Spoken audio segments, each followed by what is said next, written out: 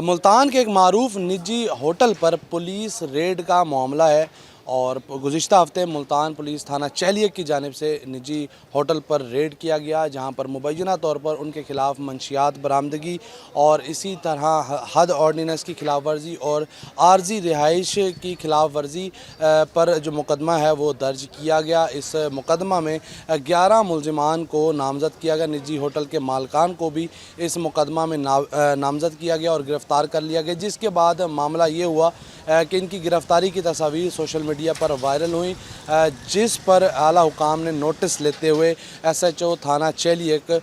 حنیف گجر کو فوری طور پر عہدے سے ہٹا دیا کہ انہوں نے اپنے اختیارات کا ناجائز طور پر استعمال کیا ہے۔ اس کے بعد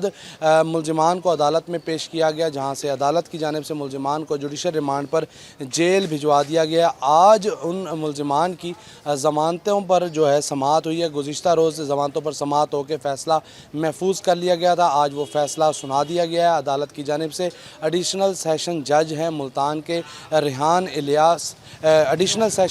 ملتان کے الیاس ریحان، جنہوں نے یہ فیصلہ سنایا ہے۔ 10 ملزمان کی 1 لاکھ روپے کے ضمانتی مچلقوں کی عوض ضمانتیں منظور کر لی گئی ہیں۔ ملزمان میں اظہر علی گردیزی اور ان کے بھائی حسنین اکبر گردیزی سمیت 10 ملزمان تھے، ایک خاتون بھی اس میں شامل تھی جن کو گرفتار کیا گیا تھا۔ آج عدالت کی جانب سے ان کی ضمانتیں منظور کر لی گئی ہیں، تاہم عدالتی حکم کے بعد اب روبکار جاری ہوگی، جس کے بعد وہ جیل سپرنٹینڈنٹ کو پہنچے گی اور رات گئے ملزمان کی رہائی کی جو ہے وہ توقع کی جا رہی ہے۔ اس سب میں عدالت میں جو ہے ملزمان کی جانب سے مہربان رانجھا جو ہے ایڈوکیٹ، ان کی جانب سے دلائل دیے گئے اور ملزمان پر لگائے گئے الزامات کو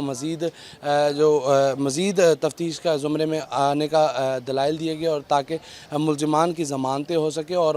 جو معاملہ ہے اس پر تحقیقات مزید ہوں گی، اس پر ٹرائل ہوگا، مقدمے کا چلان جو ہے متعلقہ مجسٹریٹ کو سبمٹ کیا جائے گا۔ اس کے بعد جو باقاعدہ جو اس کی سماعت ہے وہ شروع ہو جائے گی، لیکن اب ضمانتوں کا جو فیصلہ ہے وہ آ چکا ہے اور روبکار جاری ہونے کے بعد ملزمان کو شام گئے یا رات گئے